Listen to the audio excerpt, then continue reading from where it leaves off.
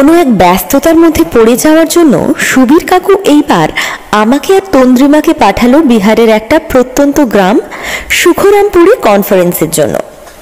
অনেকেই এই গ্রামের নাম হয়তো শোনেননি। ঠিক এই কারণেই সকলের চোখের আড়ালেই রয়ে গেছে এই গ্রামটি। এইখানে এখনো সেই রকমভাবে সরকারি অনেক সুযোগ সুবিধা পৌঁছায়নি। আর ঠিক সেই কারণেই আমাদের এনজিওর উদ্যোগে নতুন নতুন কিছু প্রজেক্ট শুরু হতে চলেছে সেইখানে। কলকাতার এক বেশ পুরনো এবং নামী এনজিওতে আমি কর্মরত। বিগত 5 বছর হলো এইখানেই চাকরি করছি। নিজের চাকুরি সূত্রেই আমাকে দেশের অনেক জায়গায় ঘুরতে হয়েছে। আমাদের সংস্থার শাখা ছড়িয়ে ছিটিয়ে আছে দেশের বিভিন্ন জায়গায়। বেশিরভাগ সময় সুবীর কাকুর সাথেই আমি যাই কনফারেন্সগুলোতে। লিড করেন সুবীর কাকু, আমি ওনাকে অ্যাসিস্ট করি। কিন্তু এইবার ব্যাপারটা উল্টো, আমাকে করতে হবে লিড, সাথে থাকবে তন্দ্রিমা। প্রেজেন্টেশন তৈরি আছে, সেটা নিয়ে আমার কোনো চিন্তা নেই।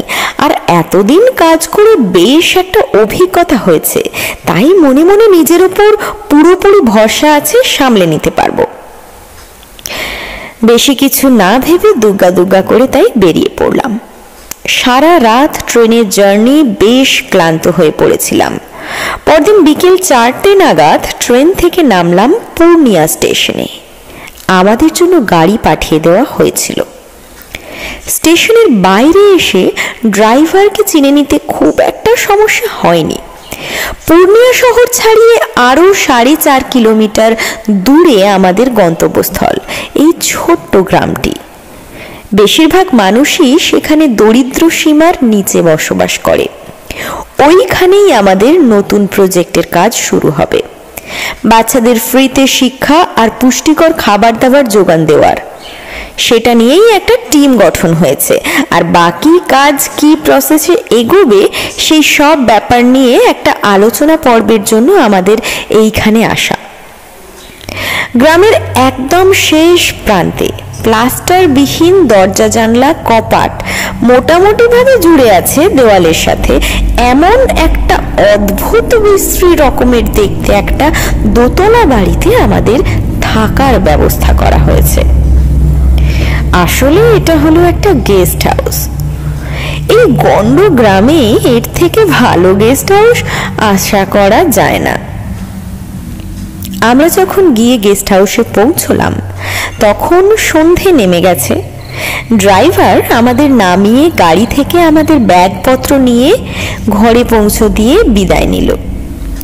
বাড়িতে আমাদের 2 জনকে স্বাগত জানালো একজন মাঝবয়সী মহিলা।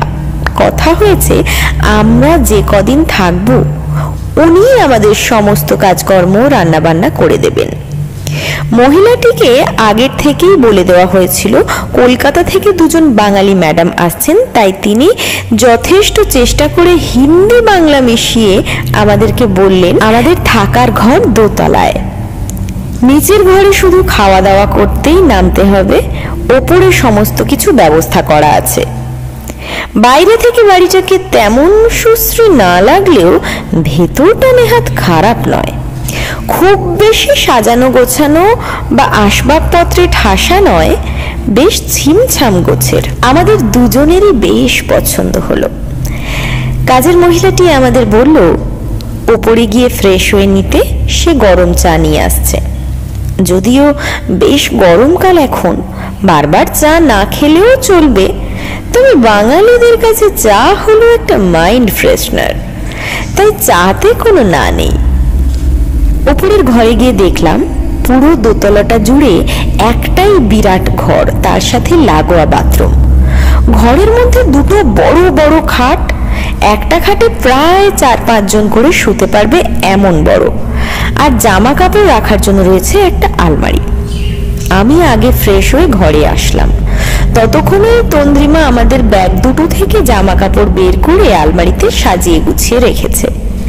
আমি বেরিয়ে আসার পর সে বাথরুমে ঢুকলো যথারীতি। বাথরুমে খুব বেশি আলিশান ব্যবস্থা না থাকলেও একটা ট্যাপ কল, একটা কোমোড আর একটা বালতি রাখা আছে। মনে হলো ভূগর্ভস্থ জল ব্যবহার করা হয়, কারণ কলের জলটা বেশ ঠান্ডা। ঠান্ডা জলে স্নান করে বেশ আরাম লাগছে এখন। এত বিরাট একটা ঘরে স্বাভাবিকভাবেই দুটো সিলিং ফ্যানের ব্যবস্থা। আন্দাজ করে সুইচ চেপে একটা ফ্যান চালিয়ে বিছানায় গা এলিয়ে দিলাম। নতুন চাদর পাতা বিছানায়, বুঝলাম আমাদের জন্যই ব্যবস্থা করা হয়েছে সব। কাল সারা রাত আর আজ সারাদিনের ধকলের পর খুব ক্লান্ত ছিলাম। বিছানায় গা এলিয়ে দিতেই কখন যেন চোখ লেগে আসে, আর আমি ঘুমিয়ে পড়ি কখন জানি না। তন্দ্রিমার ডাকে ঘুমটা ভাঙলো। কাজের মহিলাটি আমাদের জন্য চা আর সিঙ্গারা নিয়ে এসেছে। আমি ঘুমোচ্ছিলাম, তাই তন্দ্রিমা বাথরুম থেকে বেরিয়ে আমাকে আর ডাকেনি। নিজের মতো করে শুয়ে শুয়ে ফোন ঘাঁটছিল। মহিলাটি আশায় আমাকে ডাক দিল। মহিলাটির নাম ধানিয়া। আমি ওনাকে দিদি বলেই ডাকছিলাম। আমাদের চা আর সিঙ্গারা দিয়ে যাওয়ার সময় বলে গেলেন রাতে আলুর পরোটা আর মাংস বানাবে। সন্ধ্যেবেলা চা আর সিঙ্গারা দিয়ে জলযোগ সেরে কিছুক্ষণ তন্দ্রিমার সাথে কথা বলে নিলাম কাজের ব্যাপারে। আজকের দিন গেলে কাল সকালেই আমাদের প্রথম মিটিং আর প্রেজেন্টেশন আছে। এই সব আলোচনা করতে করতে বেশ রাত হয়ে গেল।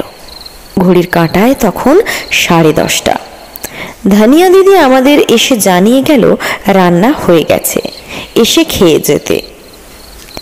আমরা মিনিট 5-এর মধ্যেই নিচে গেলাম। বেশি রাত করে কি লাভ, তাড়াতাড়ি ঘুমিয়ে পড়তে হবে, কাল সকাল সকাল আবার ওঠার আছে। ভেতো বাঙালির কাছে এই আলুর পরোটা ব্যাপারটা কিন্তু বেশ লোভনীয়, কিন্তু বেশি খাওয়া যে সম্ভব নয়, হজম হবে না তাড়াতাড়ি। ধানিয়া দিদি রাতে এইখানে থাকবে না, আমাদের খাইয়ে দাইয়ে উনি বিদায় নেবেন। সব কিছু বুঝিয়ে আমাদের বলে গেলেন গেটে তালা দিয়ে শুতে, আর কেউ রাখতে ডাকলে যেন না সাড়া দিই।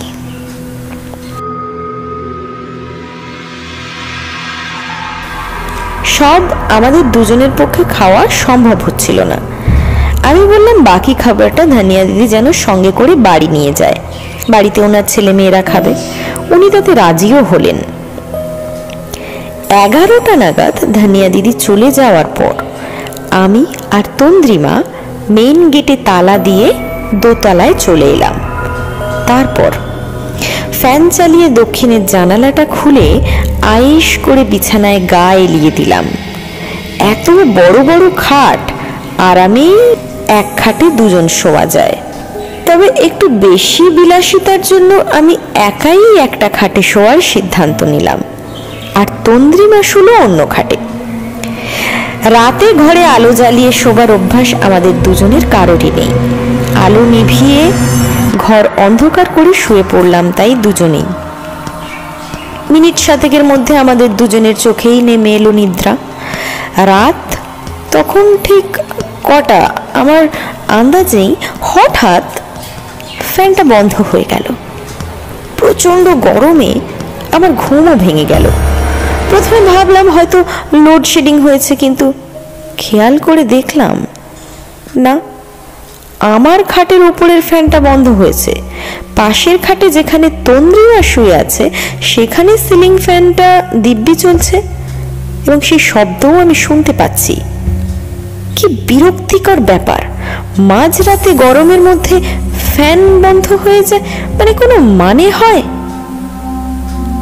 আমি মোবাইলের ফ্ল্যাশ জ্বেলে উঠে ঘরের আলো জ্বালাই, আর তখনই একটা ব্যাপার আমার চোখে আটকে যায়। নমস্কার, বিদিশার গল্প ও কবিতার নতুন এপিসোডে আপনাদের সবাইকে স্বাগত। এতক্ষণ শুনছিলেন স্বাগতা পাঠকের লেখনীতে সুখরামপুরের অভিশপ্ত গেস্ট হাউস। সম্পূর্ণ উপস্থাপনা ও গল্প পাঠে রয়েছি আমি বিদিশা। তাহলে চলুন শুরু করা যাক বাকি গল্পটুকু।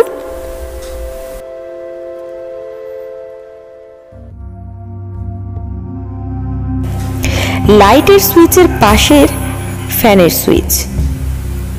ফ্যানের সুইচটা বন্ধ করা। মনে হলো যে তন্দ্রিমা কি উঠেছিল, ভুল করে বন্ধ করে দিয়েছে আলো নেভাতে গিয়ে। কিন্তু ওর দিকে তাকিয়ে দেখলাম সে তো মরার মতো ঘুমোচ্ছে। আমি বেশি কিছু না ভেবে ফ্যানের সুইচটা চালু করে দিলাম। বেশ ফুল স্পিডেই ফ্যান চালু হলো। বোকার মতো কিছুক্ষণ দাঁড়িয়ে রইলাম। তারপর ভাবলাম উঠেই যখন পড়েছি তখন একবার বাথরুম হয়ে আসি। বাথরুমে গিয়ে আমি হাতে মুখে জল দিয়ে একটু ফ্রেশ হয়ে আবার ঘরে এলাম। ফ্যান তখনও চলছে, কিন্তু এইভাবে হঠাৎ সুইচ বন্ধ হলো কি করে বুঝতে পারলাম না। একবার ভাবলাম তন্দ্রিমাকে ডেকে জিজ্ঞেস করি, কিন্তু না, সারাদিন যা ধকল গেছে আর ডেকে লাভ নেই। আমি এসে আবারও লাইট নিভিয়ে শুয়ে পড়লাম। সমস্যাটা তখন হলো যখন মিনিট 7 পর আমার খাটের উপরে সিলিং ফ্যানটা আবার বন্ধ হয়ে গেল। এবার আমি রীতিমতো লাফ দিয়ে খাটে উঠে বসলাম। সাথে সাথে হাতে ফোনটা নিয়ে ফ্ল্যাশ জেলে সুইচ বোর্ডের দিকে আলো ফেললাম। হ্যাঁ, সুইচ তো বন্ধ। না, ব্যাপারটা এবার বেশ খটকা লাগছে। খাট থেকে নামার সাহস হচ্ছে না আমার। মোবাইলের ফ্ল্যাশের আলোটাই সারা ঘরে একবার ঘুরিয়ে নিলাম। না, কেউ তো কোথাও নেই। তন্দ্রিমা অঘোরে ঘুমোচ্ছে। আমি কয়েকবার ডাকলাম ওকে, কিন্তু কোনো সাড়া শব্দ নেই। বুকে অনেকটা সাহস এনে আমি খাট থেকে নেমে গিয়ে ঘরের আলোটা জ্বালালাম। এবার আমি তন্দ্রিমার খাটে গিয়ে বসে ওকে রীতিমতো ধাক্কা দিয়ে ডাকতে শুরু করলাম। এর মধ্যেই দেখি ঘরের আলোটা হঠাৎ করে নিভে গেল। না, আমি আর শান্ত থাকতে পারলাম না। এইসব কি অতি প্রাকৃতিক ব্যাপার স্যাপার ঘটছে। আমি চিৎকার করে তন্দ্রিমাকে ডাকলাম, তন্দ্রিমা, তন্দ্রিমা। এবার সে আমার এমন অবস্থা দেখে ঘুম থেকে উঠে হকচকিয়ে গেল পুরো। সমস্ত ব্যাপারটা আমি তাকে খুলে বললাম, যা যা হয়েছে। দুজনেই তখন অন্ধকারে একে অপরের গা ঘেঁষাঘেঁষি করে বসে আছি। এইভাবে মিনিট 7 কেটে গেল। দেখলাম আবারও ঘরের সমস্ত আলো জ্বলে উঠেছে, ফ্যান চালু হয়ে গেছে। সেই মুহূর্তে দুজনের একজনেরও এটা সাহস হলো না খাট থেকে নিচে নেমে দেখি কি হচ্ছে। এইভাবে বসে বসে কেটে গেল প্রায় আধ ঘন্টা। সবকিছুই নর্মাল। এবার তন্দ্রিমা আমাকে বলল, দিদি, মনে হয় না আর কিছু হবে বলে, চলো আমরা শুয়ে পড়ি। তোমাকে আর ওই খাটে যেতে হবে না, আমরা দুজনে এই খাটেই শুয়ে যাই। আমিও রাজি হলাম। বুঝলাম আমার মতো সেও ভয় পেয়েছে। ঘরের আলো নেভানোর জন্য সুইচ বোর্ড অবধি যাওয়ার সাহস দুজনের একজনেরও নেই, আর দরকারও বোধ করলাম না আলো নেভানোর। আমার খাটের ওপর চলন্ত ফ্যানটা বন্ধ করা উচিত ছিল, অযথা বিদ্যুৎ নষ্ট। কিন্তু সেই সময় আর কোনো উচিত অনুচিত ভাবার অবস্থাতেই ছিলাম না আমরা। ভয়ে দুজনেই শুয়ে পড়লাম। ভয়কে জয় করে নিল আমাদের ক্লান্তি। অনেকক্ষণ জেগে থাকলেও একটা সময় গিয়ে আমাদের চোখে ঘুম জড়িয়ে আসলো। শুতে যাওয়ার আগে সময় দেখলাম রাত তখন 1:30। এরপর আমাদের যখন ঘুম ভাঙল তখন ঘড়ির কাঁটায় 3টে। বাথরুমে জল পড়ার শব্দে ঘুম ভাঙলো আমার। চোখ খুলে প্রথমে ভাবলাম তন্দ্রিমা হয়তো বাথরুমে গিয়েছে, কারণ ঘরের মধ্যে তখন আবারও ঘুটঘুটে অন্ধকার। মোবাইলের আলোটা জ্বালতে আমার ভুলটা ভাঙলো। দেখলাম আমার পাশেই উঠে বসে রয়েছে তন্দ্রিমা। ওর চোখে মুখে আতঙ্ক। সে সোজা তাকিয়ে আছে বাথরুমের দরজার দিকে। ওর দৃষ্টি অনুসরণ করে আমিও তাকালাম সেই দিকেই। ঘর অন্ধকার থাকায় স্পষ্টভাবে দেখা গেল বাথরুমের দরজার তলায় থেকে একটা আলো বেরিয়ে আসছে। আর আমাদের বুঝতে একটুও ভুল হলো না যে কেউ যেন বাথরুমের মধ্যে হাঁটাহাঁটি করছে, কারণ সমান গতিতে আসা কোনো আলোর মধ্যে বাধা সৃষ্টি হলে যেমন আলো ছায়া সৃষ্টি হয় ঠিক তেমনটাই হচ্ছে। এর থেকে বড় যে প্রমাণটা আমরা পেলাম সেটা হলো মেঝের মধ্যে জল ভর্তি প্লাস্টিকের বালতি টানলে যেমন শব্দ হয়, ঠিক তেমন শব্দ আসছে বাথরুম থেকে। এই পুরো বাড়িতে আমরাই মাত্র দুটো মেয়ে। এই মাঝরাতে কোনো মতলব নিয়ে কে এসে ঢুকলো এইখানে? ভয়ে আতঙ্কে আমার অবস্থা খারাপ। কারো মুখ থেকে কোনো কথা নেই। এইদিকে অনবরত জল পড়ে যাওয়ার শব্দ হয়েই চলেছে। ভয়ে আমি মোবাইলের আলোটা অবধি বন্ধ করে দিয়েছি। এইভাবে প্রায় 15 মিনিট চলল ব্যাপারটা। তারপর সব শব্দ বন্ধ, কিন্তু বাথরুমের দরজার তলা থেকে তখনও আলোটা আসছে। এবার যেটা হলো সেটার জন্য আমরা কেউ প্রস্তুত ছিলাম না। স্পষ্ট কানে এলো দরজার ছিটকিনি খোলার, আর ঠিক তারপরেই দড়াম করে দরজাটা খুলে গেল। মনে হলো কেউ যেন গায়ের জোরে টেনে খুললো দরজাটা, আর সাথে সাথেই একটা দমকা বাতাস যেন বাথরুম থেকে বেরিয়ে দক্ষিণের খোলা জানালা থেকে বাইরে উড়ে গেল। আমরা দুজন বিস্ফোরিত চোখে সমস্ত কিছু দেখলাম। বাথরুমে তখনও আলো জ্বলছে, কিন্তু কেউ কোথাও নেই। আমরা তখন বুঝতে পারলাম আমাদের সাথে নিশ্চিত কোনো অলৌকিক ঘটনা ঘটছে। এতে আর কোনো সন্দেহ নেই। দুজনেই দুজনকে জড়িয়ে ধরে কান্নায় ভেঙে পড়েছিলাম। আসলে গল্পে ভূত দেখেও সবাই এগিয়ে গিয়ে মোকাবেলা করে, যেমনটা সবাই দেখি বা পড়ে থাকি। বাস্তবে ব্যাপারটা আসলেই তেমন নয়। এমন ঘটনা ঘটলে মনে হয় এই বুঝি প্রাণ যায় প্রাণ যায়। বুঝতে পারছিলাম না যে এখনো কি কি বাকি আছে আমাদের সাথে। আর এক প্রহর কাটলেই ভোরের আলো ফুটবে। আমরা ঠিক করলাম এইটুকু সময় জেগেই কাটাবো। কিন্তু ভোর 4টে নাগাদ মনে হয় দুজনেরই চোখ ঘুমে নেমে এলো। জানালা থেকে কখন রোদ এসে ঘরে পড়লো, তখন আমাদের ঘুম ভাঙলো। আমি প্রথমে চোখ খুললাম, আর প্রথমেই আমার চোখ গেল বাথরুমের দিকে। এখনো সেই হাট করে দরজা খোলা, আর সেখানে আলো জ্বলছে। সকালে ধানিয়া দিদি আসলে আমরা রাতের সমস্ত কথা তাকে বলি। সে সব কিছু শুনে একটু চিন্তায় পড়ে যায়, কিন্তু আমাদের কিছু বলে না। আমাদের জন্য তাড়াহুড়ো করে সকালের খাবার বানিয়ে দেয়। সকালে ঘুম থেকে উঠতে একটু দেরি হয়ে যায় আমাদের। মিটিংয়ের জন্য বেরোতে হবে, তাই আর বেশি দেরি না করে স্নান সেরে খেয়ে দিয়ে বেরিয়ে পড়ি। ড্রাইভার সময় মতোই এসে গিয়েছিল। সারা দিন আমরা দুজন গ্রাম ভিজিট করি, মিটিং করি, এইভাবে কেটে যায় বেলাটা। দুপুরের খাবার আমাদের ব্রাঞ্চ অফিসেই হয়েছিল। গেস্ট হাউস ফিরতে ফিরতে আমাদের সন্ধ্যা হয়ে গেল।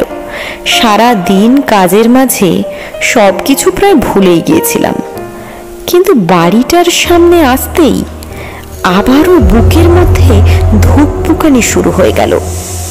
আমি আর তন্দ্রিমা মুখে কিছু বললাম না, শুধু একে অপরের দিকে মুখ চাওয়াচাই করলাম। সন্ধেবেলার চাটা আজ আমরা আর ওপরের ঘরে বসে খাইনি। কেমন যেন একটা ভয় ভয় করছে। নিচের ঘরে খাবার টেবিলে বসে চা আর নিমকি জাতীয় একটা খাবার খাচ্ছি। পাশেই রান্নাঘরে ধানিয়া দিদি রান্না করছে আর নিজের গ্রামের গল্প করছে। তন্দ্রিমা আমাকে ইশারায় বলল সকালের প্রশ্নটা আর একবার যেন তুলি। আমিও একটু ইতস্তত করে জিজ্ঞেস করেই ফেললাম আবারও প্রশ্নটা। এই বাড়িতে কাল রাতে আমাদের সাথে যা হলো, এইগুলোর কারণ কি দিদি? কথা বলতে বলতে হঠাৎ যেন চুপ মেরে গেল ধানিয়া দিদি। তারপর রান্নাঘর থেকে পাংশু মুখে বেরিয়ে এসে বলল, ম্যাডাম জি, এইসব বাত আপনাদের সঙ্গে বলা মানা আছে। বড় বাবুরা জানতে পারলে আমার কাম চলে যাবে যে। শুধু এইটা বলতে পারি, আপনারা অন্য কোথাও চলে যান, ইধার থাকিস না। আমি ওকে আশ্বস্ত করে বললাম, চিন্তা করো না, আমরা তোমার নাম বলবো না। কিছুক্ষণ চুপ থেকে ধানিয়া আবার বলতে শুরু করলো, ধানির পুরো কথাটা যেহেতু বাংলা আর হিন্দি মিশ্রিত, তাই ওর কথার বর্ণনাটা আমি বাংলাতেই বলি। এই সুখরামপুর গ্রামে এই একটাই গেস্ট হাউস আছে। শহর থেকে কোনো বড় অফিসার আসলে এইখানেই তার থাকার ব্যবস্থা করা হয়। এমনি তেমন কেউ এখানে আসে না, কোনো দরকার পড়ে না যে। তবুও 6 মাসে 9 মাসে একজন দুজন আসেন। আজ থেকে বছর 4 আগে পাওয়ার প্ল্যান্ট বসানোর কাজ হওয়ার কথা ছিল এই গ্রামে। সেই কাজের জন্য একজন ইঞ্জিনিয়ার বাবু আসেন সাইট দেখতে। আজ যদি সেই কাজ এইখানে হতো তবে এই গ্রামের দুর্দশা ঘুচে যেত। যাই হোক, যথারীতি ওই ইঞ্জিনিয়ার বাবুর থাকা খাওয়ার ব্যবস্থা করা হয় এই গেস্ট হাউসে। ইঞ্জিনিয়ার বাবু একা আসেননি, সাথে এসেছিলেন একজন মহিলা। সকলে জানতো ওটা ওনার স্ত্রী, কিন্তু পরে জানা গেল ওটা ওনার প্রেমিকা ছিল। এই গেস্ট হাউসে ছিলেন দুজন, আর তাদের ঠিকই কাজের জন্য বহাল করা হয়েছিল এই ধানিয়াকেই। একদিন এই ইঞ্জিনিয়ার আর তার প্রেমিকার মধ্যে খুব ঝগড়া বাঁধে। সকাল থেকেই ঝামেলা শুরু। সেদিন আর ইঞ্জিনিয়ার বাবু কাজে গেলেন না, গেস্ট হাউসেই থেকে গেলেন। দুপুরবেলা ঝগড়া চরমে পৌঁছে যায়। ইঞ্জিনিয়ার বাবু তখন ধানিয়াকে বলে বাড়ি থেকে চলে যেতে। সেও আর কি করবে, বাবুর হুকুম তামিল করে। পরদিন সকালে নিয়ম মাফিক সে কাজে আসে। ভেতর থেকে দরজা বন্ধ ছিল। ডাকাডাকি করে কোনো সাড়া না পাওয়ায় অনেক বেলা হয়ে যাওয়ার পরেও যখন কোনো সাড়া শব্দ আসে না, তখন গ্রামের লোকজনের সন্দেহ হয় তারা ঘরের দরজা ভেঙে ভেতরে ঢোকে। ওপরের ঘরে ওনারা থাকতেন। সেখানে গিয়ে সবাই দেখেন এক বীভৎস অবস্থা। ঘরের সিলিং থেকে ঝুলছে ইঞ্জিনিয়ার বাবুর মৃতদেহ। উনি গলায় দড়ি দিয়ে আত্মহত্যা করেছেন এবং বাথরুমের মধ্যে রক্তাক্ত অবস্থায় পড়ে আছে ওই ইঞ্জিনিয়ার বাবুর প্রেমিকার দেহ। মাথায় বেশ বড় ক্ষতের দাগ। পুলিশ আসে। খবর পেয়ে ওই ইঞ্জিনিয়ার বাবুর বউ আসেন, আর তখনই সবাই জানতে পারেন ইঞ্জিনিয়ার বাবুর সাথে যিনি এসেছিলেন উনি ওনার স্ত্রী নন। ধারণা করা হয় দুজনের মধ্যেই অশান্তি চরম সীমায় পৌঁছে যায়, আর তখনই রাগের বশে ইঞ্জিনিয়ার বাবু তার প্রেয়সীর মাথায় ভারী কিছু দিয়ে আঘাত করে, আর তখনই মারা যায় সে। এরপর কোনো পথ না দেখে হোক বা অনুশোচনায় হোক ইঞ্জিনিয়ার বাবু নিজের আত্মহত্যা করেন। তারপর কিছুদিন এই গেস্ট হাউস বন্ধ ছিল। গ্রামে কোনো কাজের জন্য লোকজন আসলে তাদের থাকার সমস্যা হতো বেশ। সেই জন্য আবারও চালু করা হয় এই গেস্ট হাউস। এরপর যারাই এসে থেকেছেন এইখানে তারাই ওই ঘরে কিছু না কিছু অতিপ্রাকৃতিক ঘটনার অস্তিত্ব অনুভব করেছেন। একদিনের বেশি কেউ থাকতে পারেননি এইখানে। সমস্ত কিছু শুনে আমার বড্ড রাগ হলো সুবীর কাকুর ওপর। ইস, উনি কেন আসলো না আমাদের সাথে? উনি আসলে স্বাভাবিকভাবেই আমাদের জন্য অল্টারনেটিভ ব্যবস্থা হতো। উনি এই বাড়িতে থাকতো, আমি অন্য কোথাও। এখন এই দুটো মেয়ে আমরা কোথায় যাব? কাল সকালের আগে তো কিছু করার সম্ভব নয়। আজও আমাদের খাওয়া দাওয়া হয়ে যাওয়ার পর ধানিয়া দিদি আমাদের বিদায় জানালেন, কিন্তু যাওয়ার আগে আমাদের হাতে একটা করে তাবিজ দিয়ে বললেন, मैडम जी आज रात को এই তাবিজ तकिया के नीचे রেখে দেবেন। ভৈরব বাবা কা তাবিজ আছে, একটু হলেও উনি আপনাদেরকে রক্ষা করবেন। তাবিজ কবজে আমার কোনোদিনই বিশ্বাস ছিল না, কিন্তু কাল রাতের ঘটনার পর অনেক কিছুই বিশ্বাস করতে বাধ্য হচ্ছি। তাই কথা না বাড়িয়েই তাবিজ দুটো নিয়ে চলে এলাম ওপরে। আজ যেন ঘরটা একটু বেশি খাঁ খাঁ করছে। সত্যি এখন মনে হচ্ছে ধানিয়াকে জিজ্ঞেস না করাই বোধহয় ভালো হতো। ঘটনাটা যেন চোখের সামনে ভেসে উঠেছে বারবার। একটা মৃতদেহ বাথরুমে একটা সিলিং ফ্যানে ঝুলছিল। আমি শিওর ওই ইঞ্জিনিয়ার আমি গতকাল যে খাটে একা শুয়েছিলাম প্রথমে, সেটার ওপরেই সিলিং ফ্যানটার গলায় দড়ি দিয়েছিল। তাই তো অলৌকিকভাবে ওই ফ্যানটাই বন্ধ হয়ে যাচ্ছিল বারে বারে।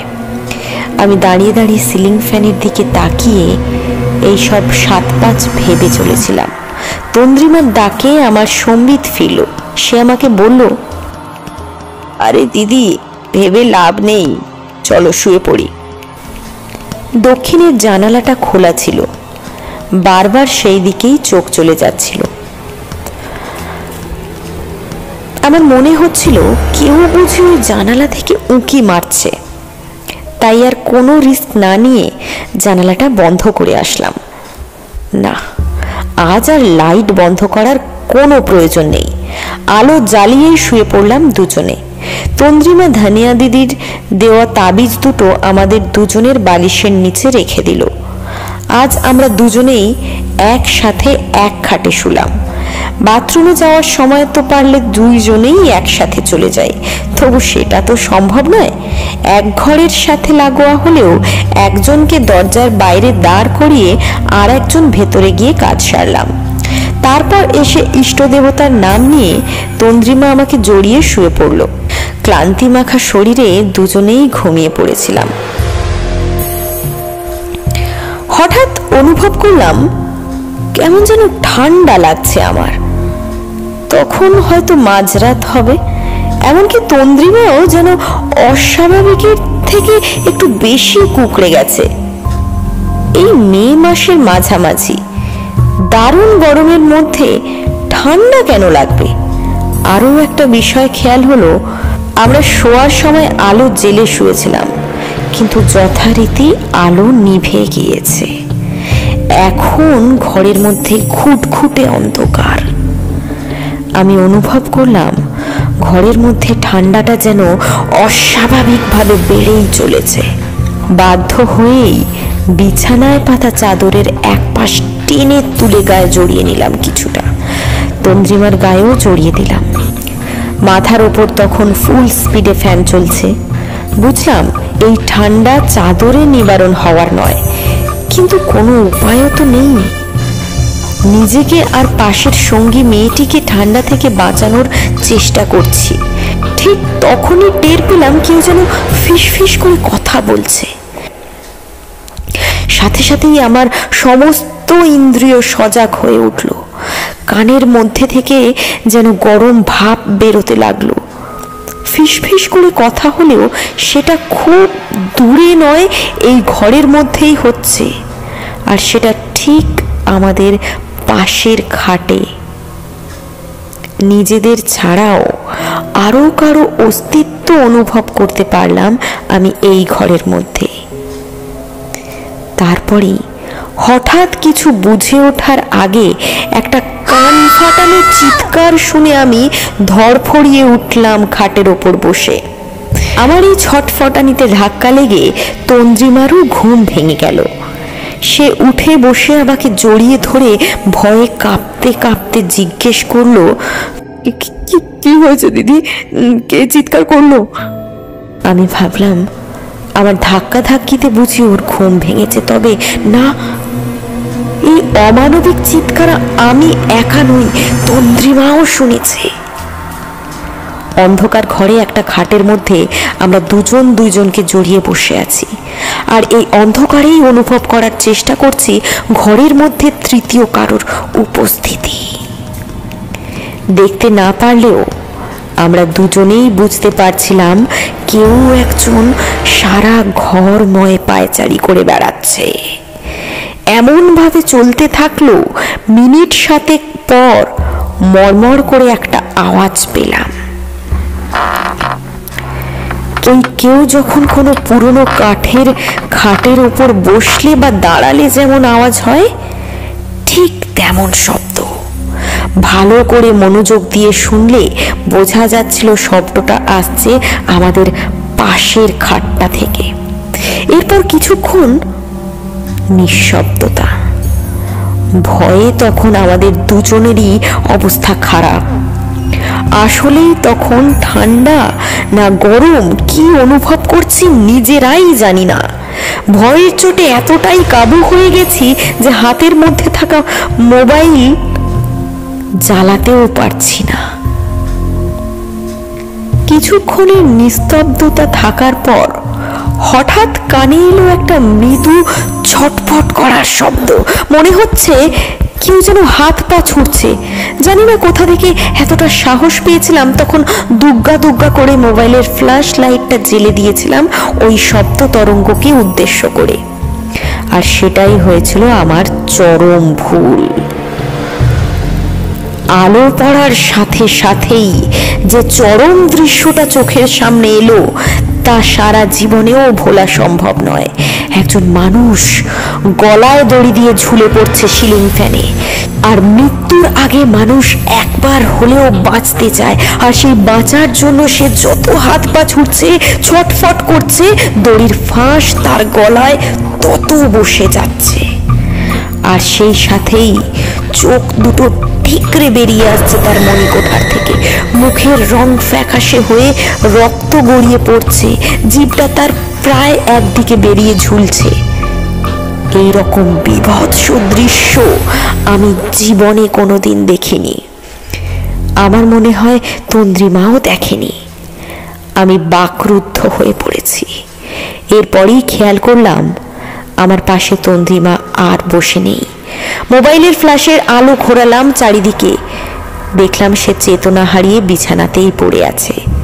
আমি আবারও মোবাইলের আলো ঘোরালাম আমার পাশের খাটের ওপরের সিলিংয়ের দিকে। না, কিচ্ছু নেই, সব ফাঁকা। এবার আমার মাথাটা কেমন যেন ঝিনঝিন করছে। তারপর আমিও ঘুমিয়ে পড়েছিলাম না জ্ঞান হারিয়েছিলাম কিচ্ছু জানি না।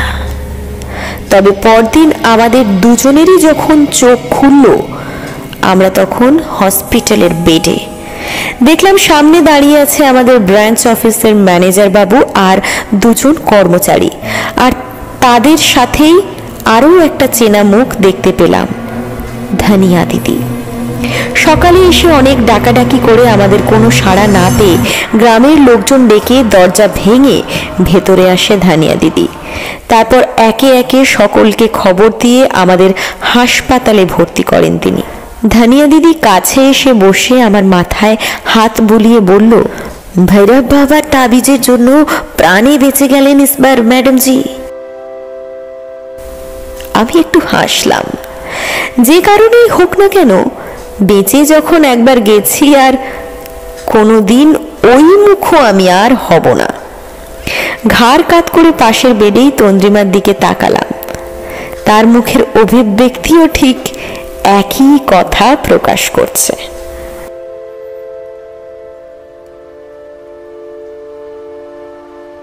তাহলে এখানেই শেষ করলাম আজকের গল্প। শেষ হলো সুখরামপুরীর অভিশপ্ত গেস্ট হাউস, স্বাগতা পাঠকের লেখনীতে এবং আপনাদের সবার প্রিয় বিদিশার ভয়েসে। কেমন হয়েছে আজকের গল্প জানাবেন অবশ্যই। গল্প ভালো লাগলে অবশ্যই একটা লাইক করুন ও শেয়ার করে দিন আপনার বন্ধু বান্ধব ও পরিবার পরিজনদের সাথে। আর পুরো বিষয়টি যেহেতু আমি একাই উপস্থাপন করছি, তাই আমায় সাপোর্ট করুন, আমার চ্যানেলটি সাবস্ক্রাইব করুন। আর আপনার কোনো লেখা গল্প যদি আমার ভয়েসে শুনতে চান, তাহলে গল্প পাঠাতে পারেন আমার হোয়াটসঅ্যাপ নাম্বারে অথবা আমার ফেসবুক পেজে। সেখানে জয়েন করুন আমার সাথে, অথবা আমার মেইল আইডিতে। সমস্ত লিঙ্ক অ্যান্ড ইনফরমেশন ডেসক্রিপশন বক্সে দিয়ে রাখলাম। এছাড়া আমার আরও দুটো চ্যানেল রয়েছে, বিদিশাস ব্লগ, সেখানে আমি আমার লাইফের নিত্যদিনের ঘটনা শেয়ার করি, এবং আমার আরও একটি চ্যানেল হলো ডান্স উইথ বিদিশা। এসব কিছুর পাশাপাশি আমি একজন ক্লাসিক্যাল ডান্সার। প্লিজ এই দুটি চ্যানেল সাবস্ক্রাইব করুন, আমার পাশে থাকুন। আর সাবস্ক্রাইব বাটনের পাশে বেল আইকনটি প্রেস করতে ভুলবেন না যেন, কারণ যখনই কোনো ভিডিও ছাড়বো আপনারা অবশ্যই জানতে পারবেন। আর এতক্ষণ আমার সাথে থাকার জন্য ধন্যবাদ।